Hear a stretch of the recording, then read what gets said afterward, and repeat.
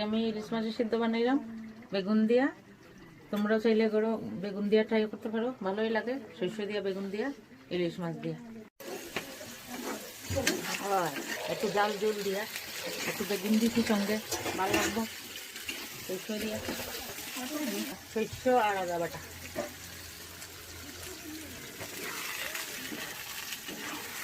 আমি ডালছি আগে লবণ হলুদ আদা বাটা সরষে বাটা কাঁচা লঙ্কা দুইটা চিরিয়া দিছি, ভাল লাগে খাইতে। এটা এখন সিদ্ধ ইলিশ, আর এটার মধ্যে তোমরা একটু বেগুন দিতে পারবা, একটু ক্যাপসিকাম চিরিয়া দিতে পারবা, সবজি দিলেও ভালো লাগে। এটা কি করছো মাছ কাঁচা রয়েছে? কাঁচা মাছ ডালমু, লবণ হলুদ মাখিয়ে রাখছি, এখন কাঁচা মাছ ডালমু। ঠান্ডার মধ্যে খাইতে ভালো লাগে, তোমরাও খাইয়া দেখিও। এটা যেটার মধ্যে সরষে আসবো এটা গুলিয়া দিলাম যাতে মশলাটা রিচ না যায়, ভালো লাগলো।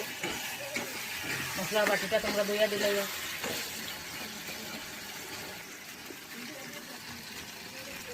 সরষের বাটিটা দইয়া ডালি আর এখানে ঝুল ঝুল দিয়ে আর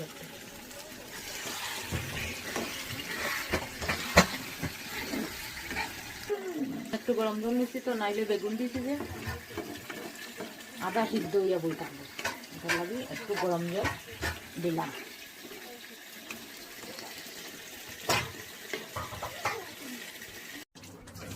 সবজিটা আমার আদা সিদ্ধ হয়ে গেছে, এখন আমি মাছটা ডালি দিব, তারপরে একসাথে হয়ে দিব, লামাই দিব।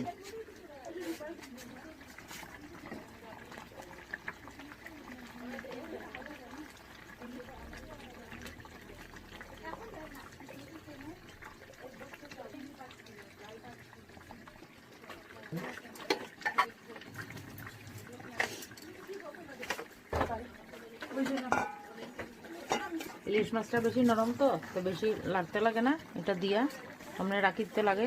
মাছটা ছাড়িয়ে দিচ্ছি আমি, এখন 5 মিনিটের ভিতরে লামাই দিই, 2 মিনিটও লাগে না সিদ্ধ হইতে।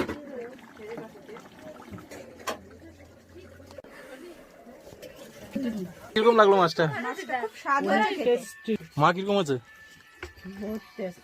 ফাটাফাটি। আমি তো রান্না করেছি, আমি তো বলবো না, কিন্তু যে খেয়েছে ওই যে থাল আবার যাচ্ছে লাস্টের দিকে। মাছটা অনেক টেস্ট হয়েছে, মার হাতের ইলিশ তো অলওয়েজ অল টাইম ফেভারিট আমাদের। সুন্দরভাবে সিদ্ধ হয়েছে, অনেক টেস্টি, একবার ট্রাই করে দেখবেন। রেসিপি বলেছিলাম না, মনে রাখবেন আর খাবেন, কমেন্ট করে জানাবেন কিরকম হয়েছে।